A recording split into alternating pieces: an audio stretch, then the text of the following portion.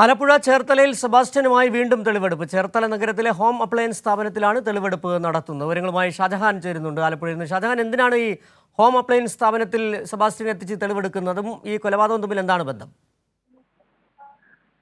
സിജു, സെബാസ്റ്റ്യന്റെ സാമ്പത്തിക ഇടപാടുമായി ബന്ധപ്പെട്ട കാര്യങ്ങളാണ് ഇപ്പോൾ പ്രധാനമായിട്ടും കോട്ടയം ക്രൈംബ്രാഞ്ച് പരിശോധിക്കുന്നത്. കൊലപാതകവുമായി ബന്ധപ്പെട്ട് കൃത്യമായിട്ടുള്ള വിവരങ്ങളൊക്കെ തന്നെ അന്വേഷണ സംഘത്തിന് ലഭിച്ചു.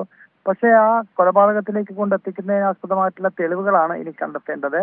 ഏതാണ്ട് ബിന്ദു പത്മനാഭന്റെ വസ്തുക്കൾ, എറണാകുളത്തെ വസ്തുക്കൾ വിറ്റ വകയിൽ ഏതാണ്ട് 1,85,00,000 രൂപ ഇയാൾക്ക് കിട്ടി എന്നുള്ളതാണ് പോലീസ് സംശയിക്കുന്നത്.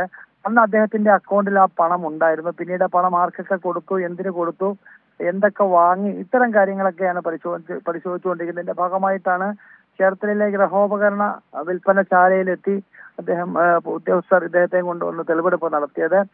ചേർത്തലയിൽ നിന്നും സാധനങ്ങൾ വാങ്ങുകയും അതോടൊപ്പം തന്നെ വിൽക്കുകയും ഒക്കെ ചെയ്ത ഒട്ടനവധി ഇടപാടുകൾ നടന്നിട്ടുണ്ട്. വസ്തുവകൾ വിറ്റ ഇടപാടുകളുണ്ട്. ഇത്തരം കാര്യങ്ങളെക്കുറിച്ചാണ് ഇപ്പോൾ, സാമ്പത്തിക ഇടപാടുകൾ അടക്കമുള്ള കാര്യങ്ങളെക്കുറിച്ചാണ് ഇപ്പോൾ അന്വേഷണ സംഘം അന്വേഷിച്ചു വരുന്നത്. ശരി, ഷാജഹാനാണ് ആലപ്പുഴയിൽ നിന്നുള്ള വിവരങ്ങൾ നൽകിയത്. ചേർത്തല കൊലപാതകത്തിൽ സെബാസ്റ്റ്യനുമായി ഹോം അപ്ലയൻസ് സ്ഥാപനത്തിലെത്തിച്ച് പോലീസ് തെളിവെടുക്കുന്നു. വിവരങ്ങളാണ് ഷാജഹാൻ നൽകിയത്.